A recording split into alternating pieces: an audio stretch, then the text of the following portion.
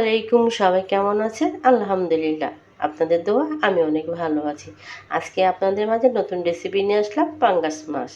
পাঙ্গাস মাছ কীভাবে রান্না করব সেটাই আপনাদের সাথে আজকে আমি শেয়ার করব। পাঙ্গাস মাছ ভালো করে ধুয়ে পরিষ্কার করে নিয়েছি। লবণ এবং আদা রসুন বাটা একসাথে মিশানো, দিয়ে দিলাম হলুদ গুঁড়া।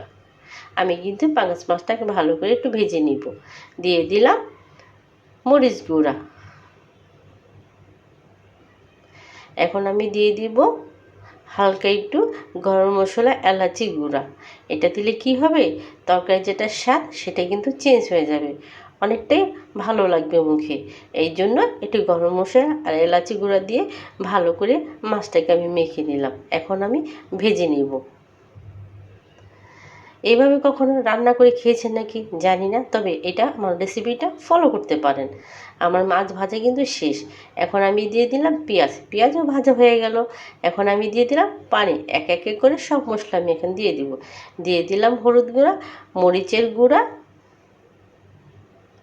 এবং একটু দিব সামান্য আদা, এবং দিয়ে দিব আমি লবণ। আমি কিন্তু আর গরম মশলা, এলাচি অ্যাড করি নি, কারণ মাছ ভাজার সাথে যেটা দিয়ে দিছি সেটাই মাছের জন্য যথেষ্ট, আর দেওয়া লাগবে না। এখন আমি মশলাটাকে ভালো করে কষিয়ে নেব। আমার কিন্তু মশলাটা কষানো প্রায় হয়ে আসছে, দেখলে বোঝা যায় তেলও চলে আসছে। আমি মাছগুলো ছেড়ে দিলাম। এখন আমি পানি দিয়ে দিব। এইভাবে কে কে রান্না করে খেয়েছেন অবশ্যই আমাকে কমেন্ট করে জানাবেন। আর আমার মতো রান্না কে কে করেছেন সেটাও জানাবেন।